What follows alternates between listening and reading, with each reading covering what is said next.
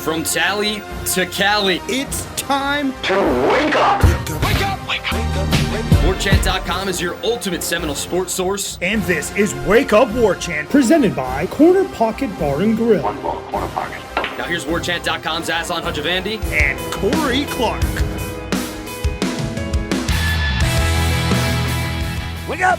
What is up? It's Aslan and Corey. It's Wake Up Warchant, presented by Corner Pocket Bar and Grill. That's located in Tallahassee, Florida, off Appalachian Parkway. They've got a website, cptallybar.com. You can check and read all about it. Find out the happenings. Find out the specials. Maybe even go ahead and put an order in. Go pick it up curbside. It'll be amazing. You'll love it.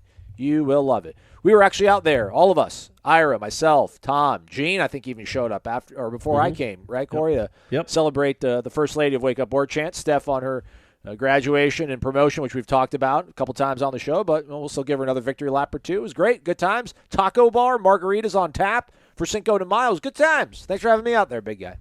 I'm glad you made it, Aslan. I really was. I was happy to see you. Stephanie was very happy to see you. So that was a good night. It was a fun night. Never in doubt. Never in doubt, man. Never in doubt I'd be out there for that one. Right. Of course not. And then and speaking of Stephanie and also Shanna and my wonderful mom, Sharon, happy Mother's Day to everyone out there listening. I hope you had a great Mother's Day. I feel like those three did, and those are the three most important to me. But all you mothers out there are important to me. That sounded weird, but you guys know what I mean. So I hope you all had a great Mother's Day and know how much you are appreciated because you guys make the world go round. Absolutely. Couldn't have said it any better. So let's keep going on. Warchant.com, the ultimate Seminole sports source. Hit the thumbs up if you're listening to us on YouTube. Maybe even leave a 5-star rating and review on iTunes. Don't have to. If you did it, though, it'd be really cool. Tell us that you did it, and I'll go look at it. I'll read on the show. I'll give you a shout-out or a pat on the back. Heard them saying that during the F1 race on Sunday, like, pat on the back, good move. And I'm like, I'm going to start saying that instead of shout out. Although, I mean, shout out's probably a little more applicable to us since we do a show like this. Later on in the podcast, Michael Langston wrapping up the weekend in recruiting. We did it as a video, which as of now is not published on the YouTube for some reason. It's floating out there. Not sure when Showfell is going to pull the trigger on that, but if he doesn't, it's at the end of this show. And if you've seen the video and you're like, ooh, more Langston on the podcast, it's just the same stuff. Somebody got upset a few weeks ago. They're like, it's the same thing. I already watched this. And I'm like, sorry, man. Like, there's only so much Langston we can give you guys. He's got a life too. Right. You got to pay for it. You got to be on the website to get the full Langston experience. You should be checking out the website every single day. Really top-notch story on the website, warchant.com, involving NIL, maybe possibly something in the works, maybe the beginning of the end of this Wild West unregulated mess that is NIL, possibly starting today. A real good write-up by warchant.com staff, which I think is just Ira being generous and him writing it. But there's a video with Jeff, Ira, Gene, and Corey, so I think he just wants to give everybody a little bit of shine. But it just kind of really works out to how do we got here, why this is so dire, what the possibilities could be, at least in terms of maybe just in terms of the desire, how much desire there is out there to get this sort of under control and what some of the obstacles could be. So I know that's a lot of the questions kind of were floating in my head while reading that, and they all pretty much got answered. And I do hope, man, I hope something happens on Monday to start getting this thing under control a little bit. The best part of it, it was a quote that Ira pulled out from Gene Smith, the athletic director at Ohio State, I think quoted out to Dennis Dodd about, where it's at right now is that, again, listen, with the whole O'Bannon trial, Ed O'Bannon, his name, image, and likeness being used in a video game, him not being able to profit off of it, he sued and ended up going to the Supreme Court. Supreme Court ruled in favor of the athletes, power to the people. And then the NCAA is basically, okay, we just got cleaned house on that, and COVID came through, and we cut a bunch of people, so we're really not going to play policeman anymore. And there's the law now, Corey. Again, it's the Supreme Court passed it where these players aren't going to be limited in the way these states have made their laws to where they're not going to be regulated or limited to the amount of money they can make, so you're going to get sued if you try to do anything to stand in the way of that. And Gene Smith is pretty much like, okay, fine, whatever, let's go. So that was cool. That made me feel encouraged. Now, I don't know how much of a stomach they'll have ultimately for going through litigation, how many losses they can pile up. But, again, maybe there'll be some sort of powwow brain trust meeting on Monday that kind of maybe starts laying out some hopes and guardrails to get this under control. I know people don't want to hear us talk too much about the NIL stuff because it's just so ubiquitous, and it's just so omnipresent in everything that we talk about right now. We don't give you a lot of details on it, but check out that story on warchant.com. Are you telling me to? Because I already have. Okay. Well, do you have thoughts on it? You can share thoughts if you'd like. Yeah, I mean, I've shared so many already. Yeah, I mean, I just hope. I don't know what can be done. You're going to set yourself up for lawsuits. Lawsuits, you're probably going to lose. But if that's your recourse right now, I guess go for it. See what happens. It's Gene Smith telling us what to do because there is nobody that's really in charge. Gene Smith has these opinions, but who's really in charge? Is he in charge? Who knows? But I know the ADs and the presidents and the head coach, everybody involved in college athletics wants to get this under control, but nobody has a real clear idea how that's going to happen. So, and I don't either. So we'll see. We'll see what kind of teeth the NCAA would even pretend to have when it comes to enforcing something like this. Saturday was a crazy day at the Midtown offices. Oh, all right. Woke up, did a little whatever. Then I put on the Florida State baseball game. What does that mean? You did a little whatever. I mean, I didn't do it. I mean, I just slept in late, woke up, made a breakfast, okay. did laundry. Right. Nothing that's pertinent to the rest of this. Breakfast for one or breakfast for two? Breakfast for one. Breakfast for one. Oh, sorry, buddy. I thought maybe you'd had a good weekend. We all did. Well, it was. So I watched the baseball game, which everybody just, I mean, I don't know. Maybe don't watch Florida State baseball. Let me be the only one that is going to be the miserable one and watch it, and I'll just tell you how it all goes. Save yourself time. Hang out with your family, your spouses, your children.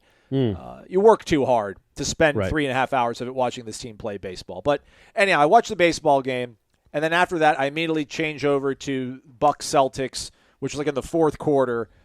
As soon as that's over, go to the Kentucky Derby. After the Derby's over, watch the Penguins hockey game. Then from there, I watched the UFC. So it was a jam-packed Saturday.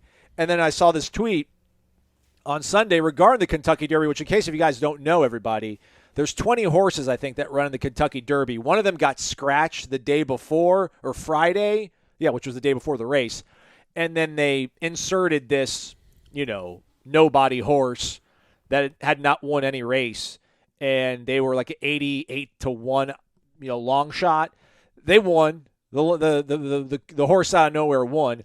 And then the great Mike Leach, head football coach at Mississippi State, formerly Washington State, Texas Tech, the angry pirate, whatever pirate, swing your sword, tweets out, Corey, that horse winning the Kentucky Derby on Saturday, good example of why an expanded college football playoff is needed.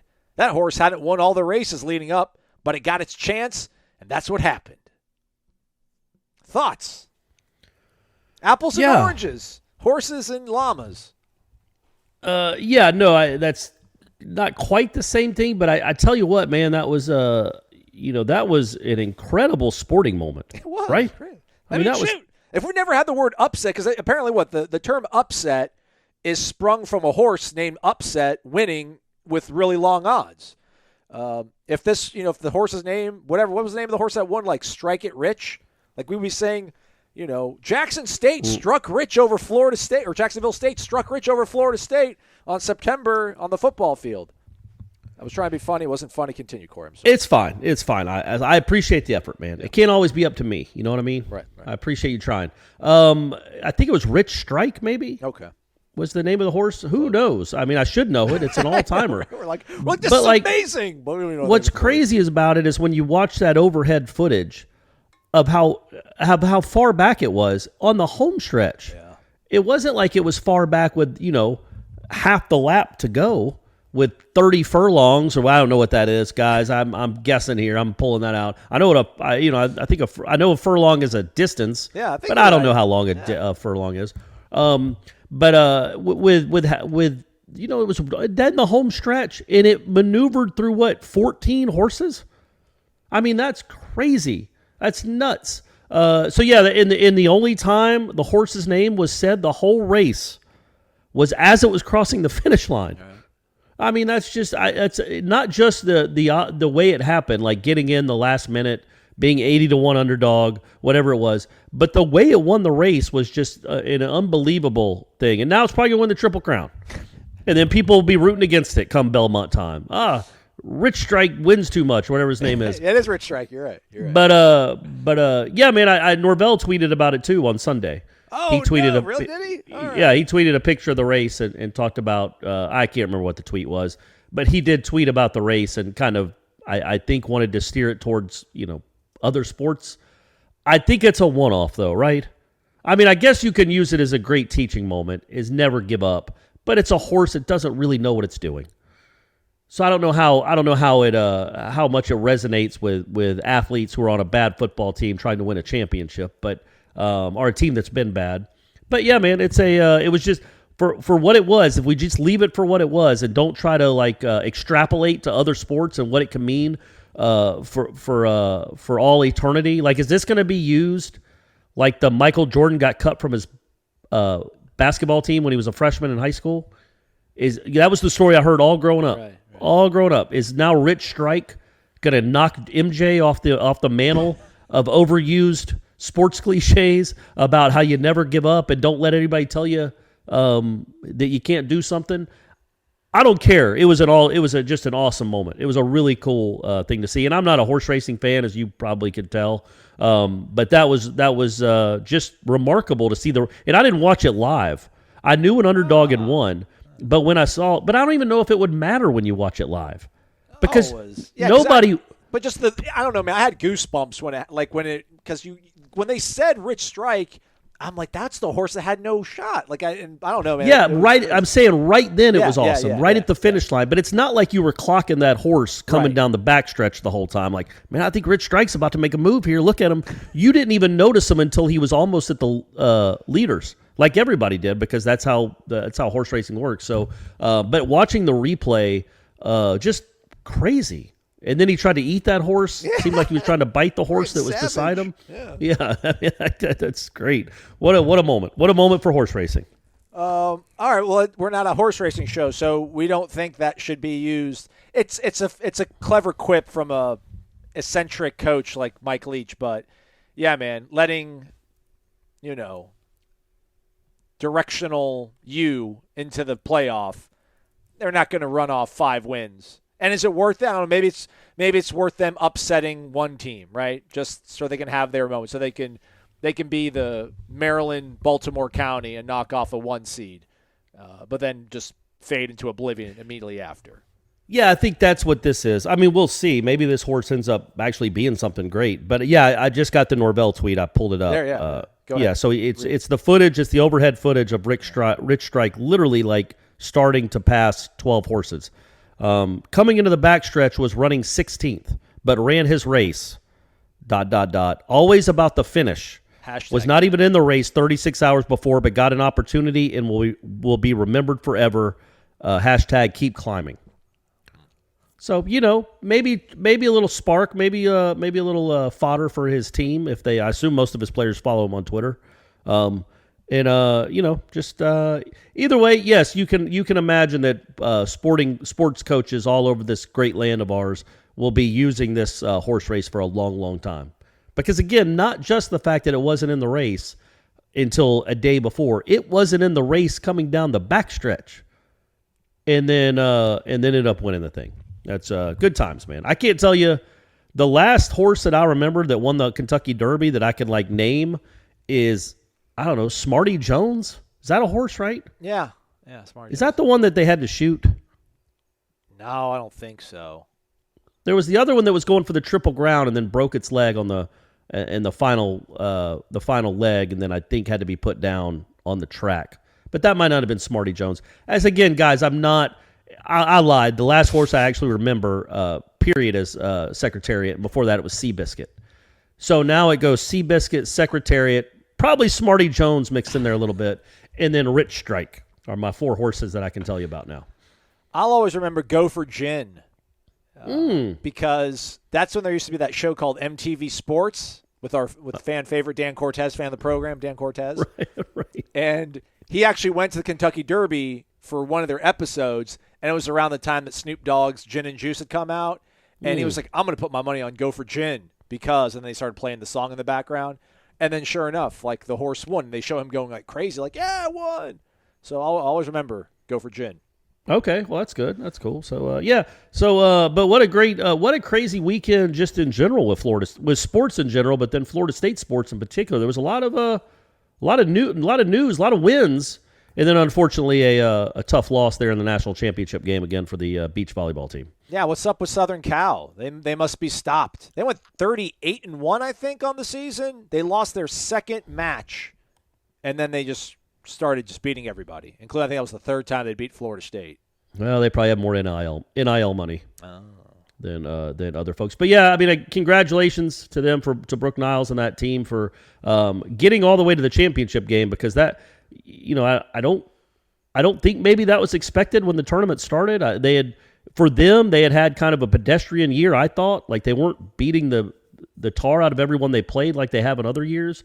But they got hot at the right time and beat UCLA earlier in the day on Sunday to get themselves in the championship match, and then just came up.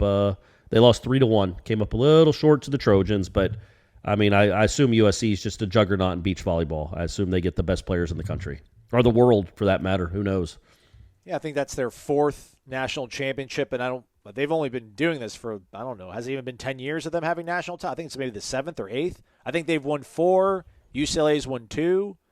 And then COVID took one out. Yeah. So, yeah.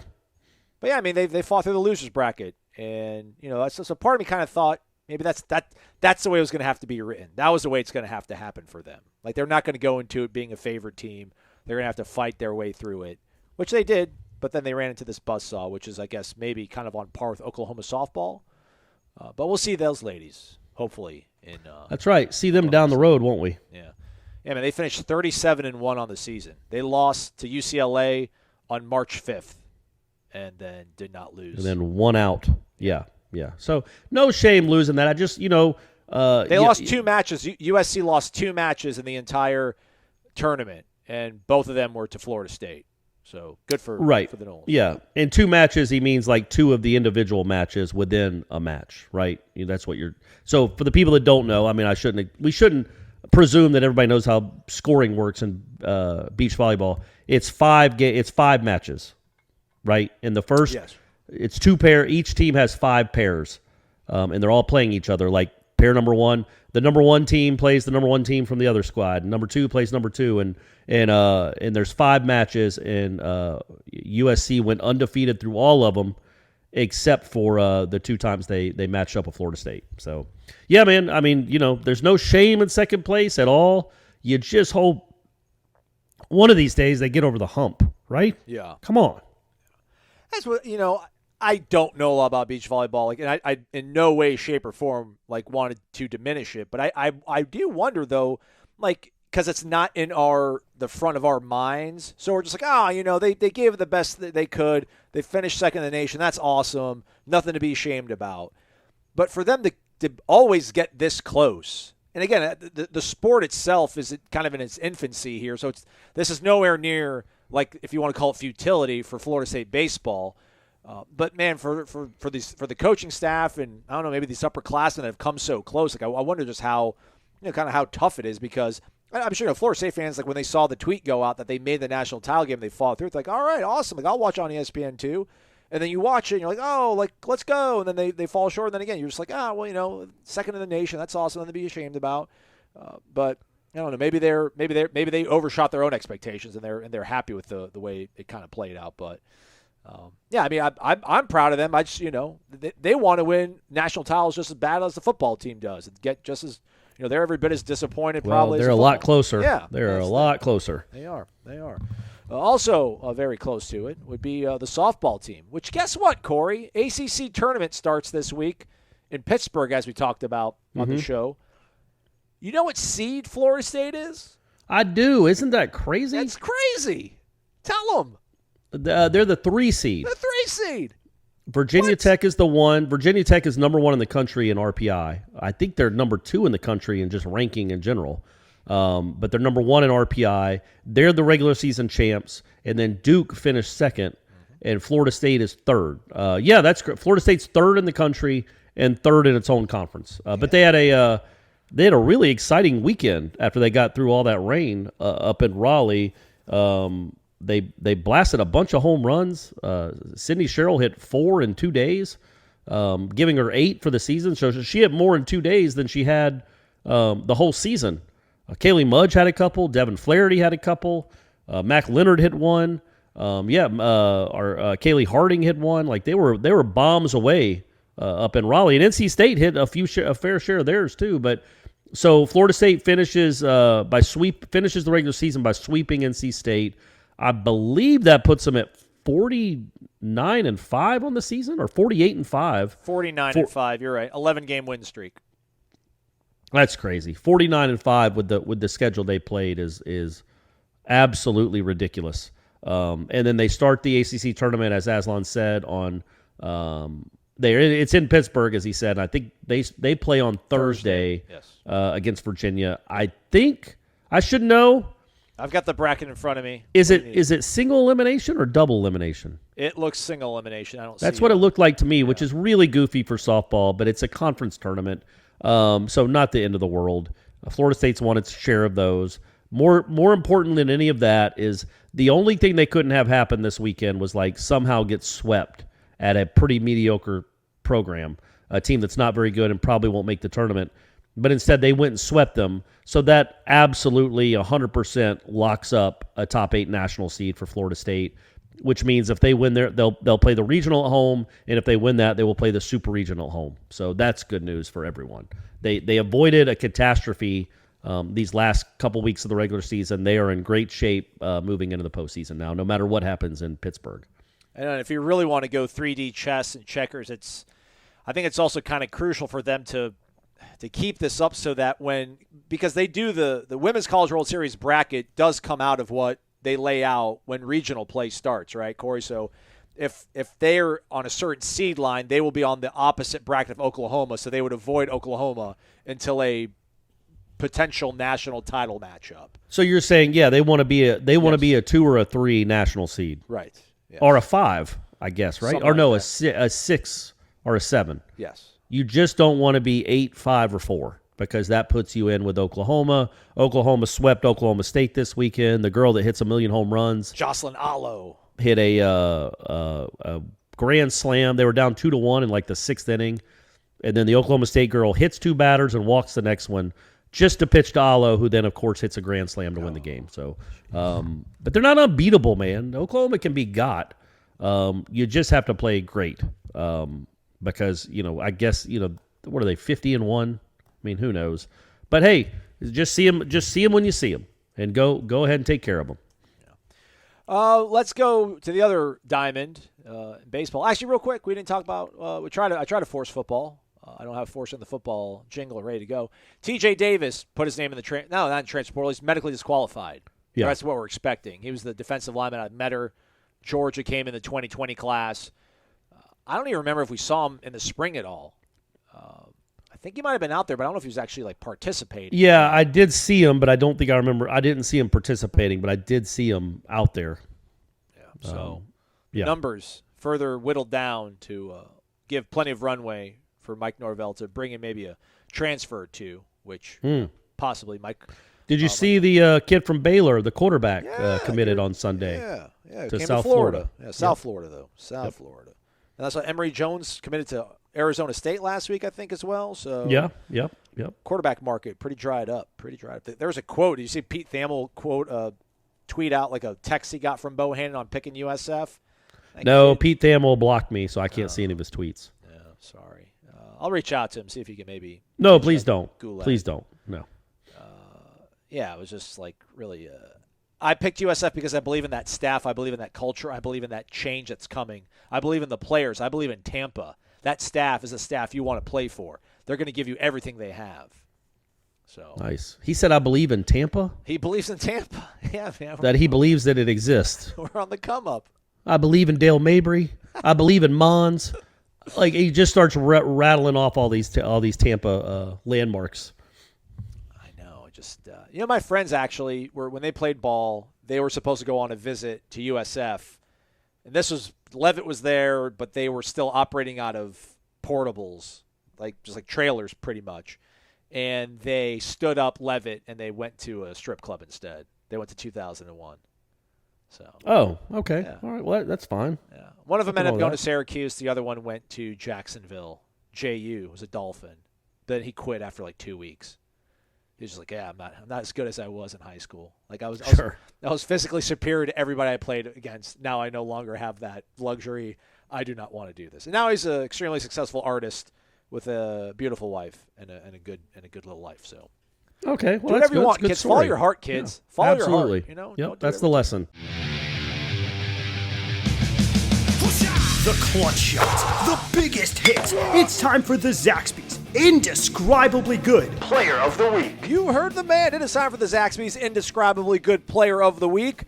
The only thing possibly more delicious than anything on the menu at Zaxby's is just ripping out the heart of the Florida Gators in any athletic endeavor. Janai Kerr had a walk-off home run this past weekend to absolutely vanquish the Gators. But we're going to go to the beach. We're going to go to Gulf Shores, Alabama. Corey's home away from home.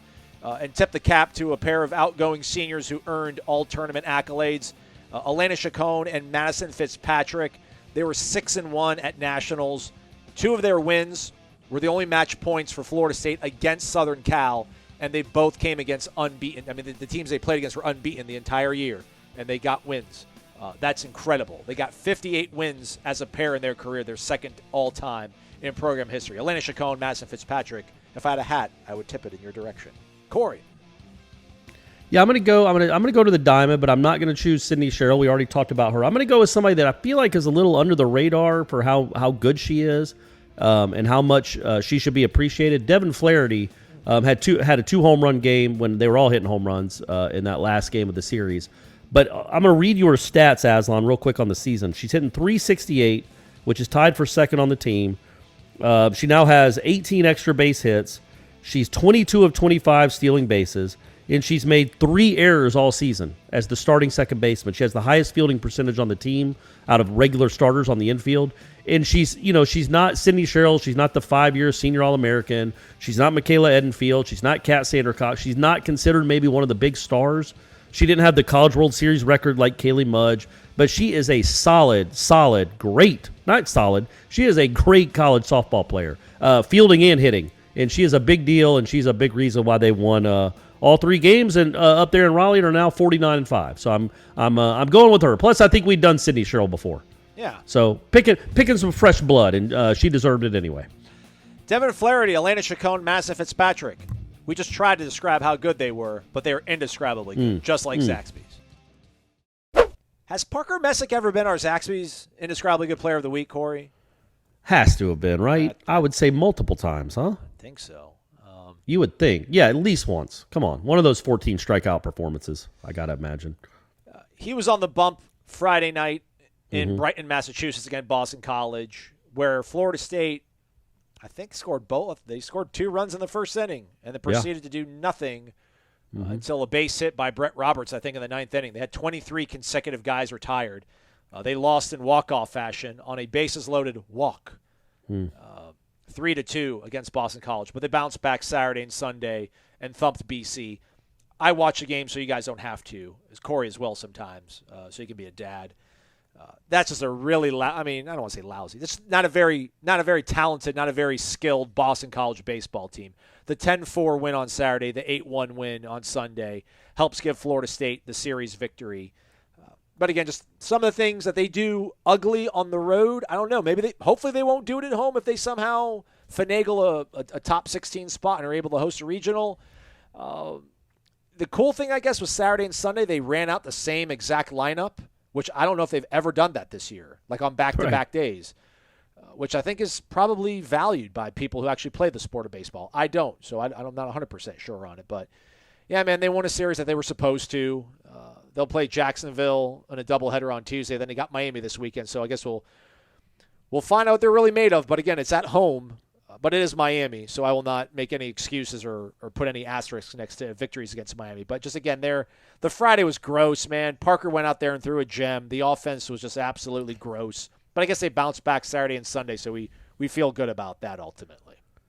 Yeah, I get you. Yes, and you won the series on a road, which isn't something you should ever dismiss. Even a bad team like BC, The Friday game was just so disheartening but coming off the Stetson game, which was coming off a really good series offensively, and then you get shut out by Stetson by a midweek starter in a bullpen game, and then you go and essentially all but one inning gets shut out by an awful Boston College team. You went 18 innings and scored in one of them. You scored one time. You scored in one inning out of 18 against Stetson and Boston College. You felt bad. So look, the wins are important. The fact that you got 10 one game and 8 another without like a bunch of home runs, like you strung together some hits and some offense, and a lot of Boston College errors. 6 in the game on Saturday by itself. At least you got that. Like at least you can feel okay that the offense, scored 18 runs over those final 2 games. But I'm done trying to predict what it means. Yeah. If they can have some nice moments, and if they hit well, they can win. If they don't, they're going to lose. It seems to be a flip of the coin what offense is going to show up. But they did score 18 runs over the last 2 games on the road, which is something they hadn't done all year. I can't imagine. Doesn't feel like it. And they got a road series win. Again, much like what the softball team was doing, but to a lesser degree because Florida State is not going to be probably a top 8 national seed. But they still have a chance at a top 16 national seed, which would make them a regional host for the first weekend of the postseason. You can't lose a series to Boston College. Yeah. And they didn't. They won it. So now they're still on course. They still have a chance. They still control their own destiny. They got 5 games this week coming up, 3 against the top 10 Miami team. So you go, if you get 3 wins this week, 3 or 4 wins this week, however they're ordered, you still should be in pretty good shape to be a regional host, perhaps, be a top 16 seed, which would be great. And the best news of the weekend, again, Wyatt Crowell was sensational. That kid has been awesome the last few times. The last month, really, he's been incredible. But then Bryce Hubbard looking like Bryce Hubbard again. Yeah. Again, not against a good lineup, but that lineup got to Messick for a couple runs. That lineup got to Carson Montgomery for 4 runs, and they did jack squat to Hubbard, and he struck out 11. He looked like the guy again. He just everything about him, his demeanor on the mound, his stuff. He just looked like the way he would dismiss batters, just that kind of stuff, man. That's him.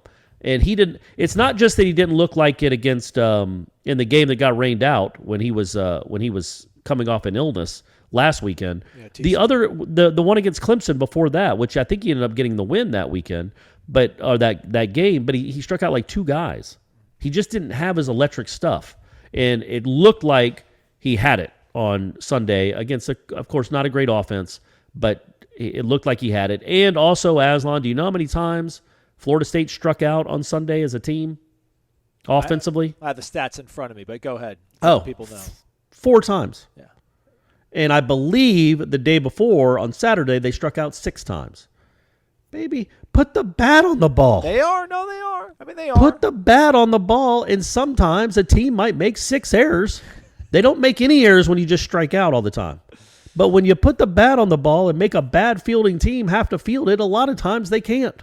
So just thank heavens. Again, they weren't facing dominant guys. They weren't facing electric elite stuff. But, man, awesome that they actually put the bat on the ball and made teams make plays, and they did not make the plays that had to be made. But here you go. You got a 5-game week. We'll see how it goes. And Alex Terrell had a nice weekend. Had really done not much at all on the road, but had I think 3 hits on Saturday, including a home run. Man, that thing was crushed. Yes. And then another RBI hit on Sunday. So good to see him. Bottom of the lineup. Not a lot of pressure there. Seems to be living life down there. So that's good to see too. And Brett Roberts had a big weekend as well. Terrell beat the shift on Sunday too. That was nice to see. I think maybe even on Saturday as well, where he's poking him opposite to the left side because they just load everything to the right side of the field. Right. So that was kind of good to see. I do hope that they maintain this lineup where it was like Martin, Carrion, Tibbs, Ferrer, Reese, Brett Roberts, Terrell, Green. Like it was, I gotta like that. I think that'll be hard for teams to navigate through. But again, yeah, I mean, I think you can. I don't know exactly what's up with Lacey. But if he's able, you rotate him and Jackson. You put him in the place of Jackson Green probably. Yeah. But yeah, again though, it's not. This ain't Tennessee. Yeah. It's not an all-American incredible lineup, but it can have some moments where it does enough to get W's. And the pitching again, outstanding. Messick was great on Friday. I guess he was, he should have shut him out, Parker. Did you want to win on Friday, buddy? Don't let him score runs. Do what Hubbard did. But Hubbard and Messick were great, and so was Crowell. Those are your three guys right now, right, that you feel the most comfortable with? Yes. Out of the whole staff, it's those three guys. So, good times. Let me make a real big jump before we bring Michael Langston on here. Keep with baseball. I wonder, how do we need to gauge and sort of, what are we emotionally going to invest in baseball? Because, again, we know they're sort of a different team at home than they are away from Hauser for whatever reason. But let's say they do host a regional. They get through it. They go to a super. I don't know, maybe it's a Sam Houston State sort of scenario where they somehow end up being able to host a super regional because the top 8 seed gets knocked out. And then this team goes to Omaha. They're not going to win in Omaha the way they're constructed right now. I mean, maybe they'll get a little bit better, but again, man, teams like Tennessee are just frighteningly good, but baseball never really seems to work out in that fashion. You never are going to be disappointed when you make it to Omaha. No. But again, we've come so close. Will going to Omaha ever be a disappointment, or will it be one of these things where it's like, hey, Aslan, you were burying them in April, and they somehow made it to Omaha. You should be happy. And it's like, yeah, I will be happy, but man, I want to win the last game of the season one time, So I think when it comes to baseball in general in 2022, college baseball, this isn't the 80s where you could pencil in Florida State, Miami, Cal State, Fullerton, and 3 other teams to having an 80% chance of getting to Omaha.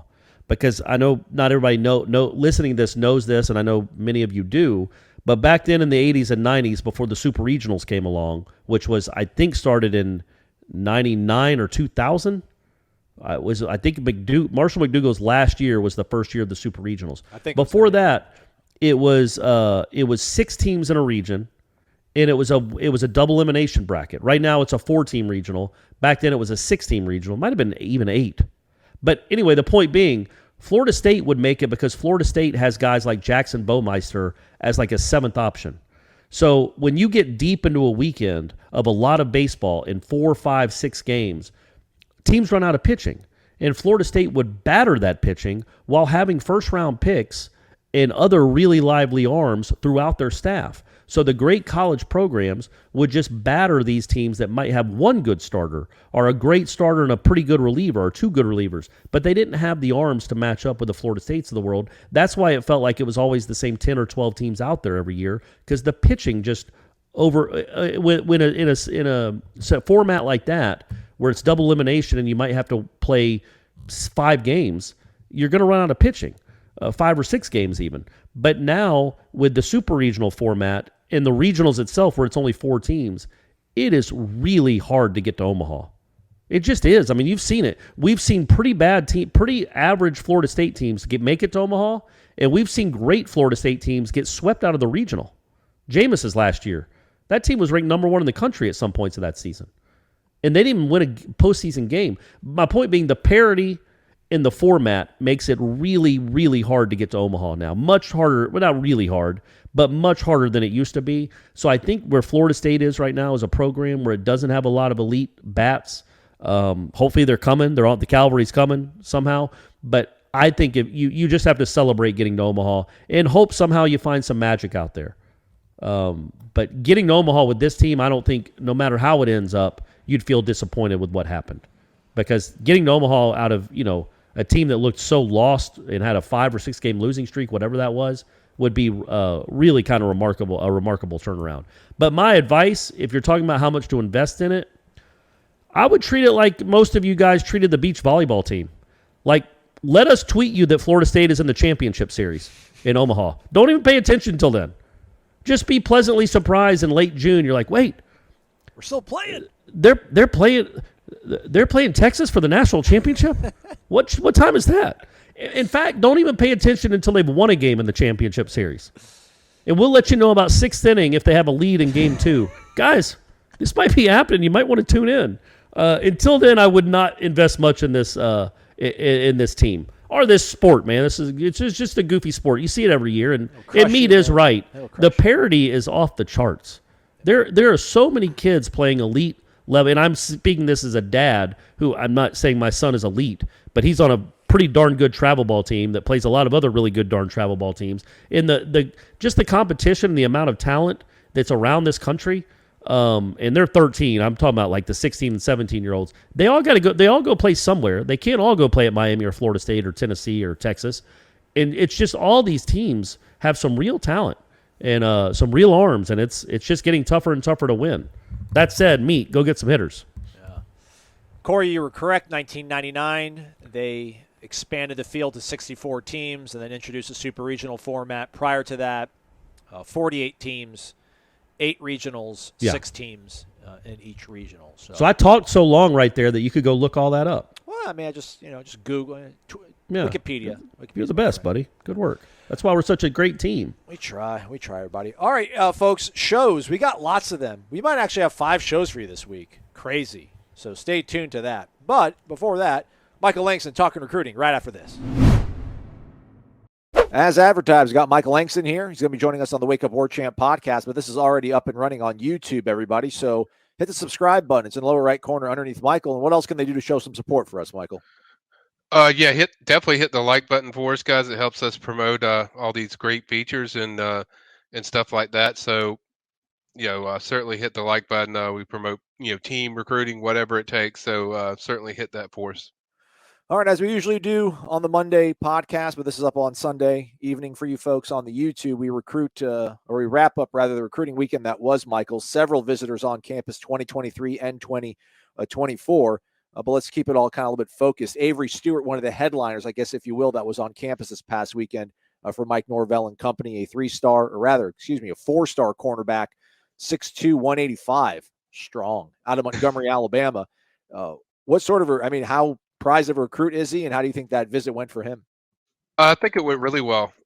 He really talked about how it was eye-opening for those that have read the story. I think Marcus Woodson did a really good job. Obviously, there's ties, to Woodson, and he really, he said FSU is officially a place he's going to officially visit. So I think they're a major factor now, and I think certainly it was a really positive development as far as having him on campus for the first time, and then just the dramatic effect that they had as far as when he visited. You could tell, things were really shocked him how much he liked it. Just not only from a football standpoint of what they do with DBs, but also just from a family standpoint that really seemed to resonate throughout the whole visit with him staying a little bit longer than I guess anticipated when he first got there that morning. So I think he really loved everything he saw. How high up on the board do you think a guy like Stewart is for this defense right now? I think he's one of their top guys. I think they like him a lot. I think I did follow-ups with my FSU side things, and they mentioned like, hey, we really like this guy a lot. He's really high, so he's very high on their board. He plays both offense and defense. Very electrifying athlete, and certainly a guy that's really high on their radar based on what the intel I got yesterday after the visit. All right. Well, offensive line, always a point that we will never fall short of talking about here on whether it's the podcast or doing recruiting wrap-ups with you, Michael. So let's go right over to the big dog, large human being, Lucas Simmons, on campus this past weekend for Florida State. Where does he fall on Florida State's board, and how do you think the visit went with him? 6'7", 300 out of Clearwater Academy International. Never heard of that back home, but that's now a new powerhouse. Yeah, he's actually originally from Sweden, so he's a national type kid, international kid. He's visited FSU like 3 or 4 times. I think FSU sat in a very high position before they came in, and I think they're still in a very strong state as far as with Lucas. I think FSU's done one of the best jobs with him, and the way they recruit him, the way they told him directly, like, hey, you're good at this, but you're really poor at this. Stuff that's it seemed to resonate with him because of the honesty and directness of just what he is to them. I think there's no surprises. So I think the honesty by Atkins and Norvell, the way they've connected with him was very strong. And then also, he's one of the first guys that got there on Saturday, and he stayed longer than anybody. He actually stayed till around, if I would say 5:30 in the afternoon, and it was actually going to come back, but I think they had to go back home because it was Mother's Day and all that stuff. So I think they sit in a pretty good spot, with Lucas. I mean, if I was making a pick, I would pick Florida State right now, just on kind of where they sit. I think they've done the best job as far as what they do and what they do with their offensive line, what the way he feels about the chemistry when he's there at that program, and the way things click. Just when he's there, the comfort level with the staff and the comfort level with the players, and just the campus in general seems to have a different connection than I think most places he's been. Does he strike you as like a developmental kind of guy, or is he somebody, obviously raw, maybe we would assume because he's an international prospect, but is he a guy you think that could maybe help out sooner than later? I would say, probably you want a guy like that in 1 year in the system, and then the second year going in, I think he'll be ready to contribute and help you. He's a legit 6'7". I've seen this kid several times. His height and weight is very accurate. So I think it's more about, 1 year thing. You get him for 1 year, and then after that second year, once he gets the technique stuff down, like cleaned up, I think that's where he can really stand out. But he's been very good at a lot of camps that he's already done. So he's certainly, the technique is starting to catch up to, the hand placement, the foot speed. It's there, but the technique is something that he's really honed in on, and certainly there's a dramatic change, a solid change from what he was a year ago with the technique compared to what he was a year ago. So I think that's changed, and as long as that technique keeps coming along, I think it's a question we probably gonna have to answer at the end of the year, as far as, is he gonna be an immediate guy, or is he gonna be, a guy that's in the system for a year? I would stick with just the year, and then in the following year, I think he's gonna be ready to help you. But certainly, you can't teach size, you can't teach length and range of what this kid has, and he would bring a lot to that offensive line. What about tight end? They've got plenty of numbers there, but maybe a more dynamic sort of prospect has emerged for them on their recruiting board for 2023. Yeah, they're always looking for tight end. We talked about that on the Sunday Smash with Jeff. Like, hey, I want a tight end that's kind of game changing. I think a guy they're starting to get pretty high on is Dylan Wade. He's out of Orlando. He's legit 6'5". A very impressive prospect off the hook. When you look at him, we saw him yesterday. It was a new prospect. I wasn't known that he was going to visit. He was there, and certainly he's already got some really good offers. I want to say Ole Miss offered him several offers. We could pull it up on the screen, and you could see a lot of the offers. And I think what resonated with him was FSU is more focused on, they want to build a relationship first, then offer. FSU is actually going to see him next week, or this upcoming week, and I think there's a good chance they could offer then. I think he's a guy that they like a lot. They like the film, but they also want to build the relationship first, and then I think an offer is going to come. He's really high on Chris Thompson, who's this main recruiter, and also just the way they can utilize tight ends, of what Norvell's done with tight ends. I think everything seemed to click, and I think it also meant a lot more to him. He said this in our interview yesterday, that they want to build a relationship first, and then potentially offer, where a lot of people just throw out offers because the guy looks good on film, instead of doing the opposite way of building relationships. So I think that has really made a big impression, I think, on Dylan. So that's a guy that I'm definitely going to keep a strong eye on. I think he will be in our next hot board whenever I do another one. I think he's a guy that will be in there because he has the length and explosiveness and that you're looking for with his height and the range he has. There's not too many guys that they're recruiting that with that kind of size. They have Randy Pittman, but he's more of an H-back type. This guy has got more range. He can use inside the red zone. I think he would be certainly an extremely effective guy in your system that they're kind of looking for to change with that tight end room. It's just they want more guys that can really help you spread the field. And I think Dylan's a guy to kind of watch for that future. All right, on. All right, man, what else is cooking on over at the PRB on warchant.com later on today and for the rest of this week, Michael? Yeah, we're still attempting to get up with Lucas Simmons. It was back and forth where he was coming back, he wouldn't come back. So we're gonna catch me or Austin are gonna catch up with him, and then there's probably going to be some more visitors next week, so we'll be catching up with those guys, and then maybe a 10 to watch coming up right before me and Aslan hit the road around May 17th, something like that. We're going to hit the road and hit a few guys up on a small little spring tour, but that's kind of what we have planned coming up. All right, man. And also anything that happens in the portal will be going on over at the PRB as well, too, right? They're so heavily involved in there, right? Absolutely.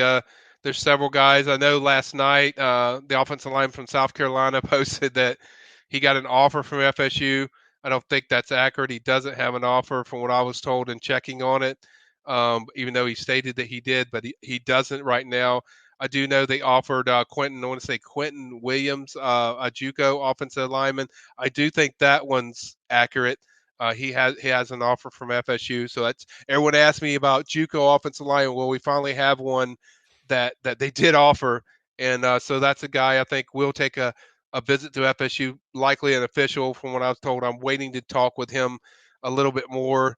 It kind of tells you, like, it's like, hey, we want to give ourselves options because right now we're not feeling what we see in the portal yet. So they might go the JUCO route if there's somebody better that fits kind of what Atkins is looking for. So that's a message. It kind of tells me that, hey, JUCO market, they might have to go that direction if somebody else doesn't emerge. But I said this last week on our recruiting chat that they really plan to add at least one more offensive lineman, maybe multiple guys to really solidify that position. So this kind of points to that they're serious about it, and they're likely going to add another one.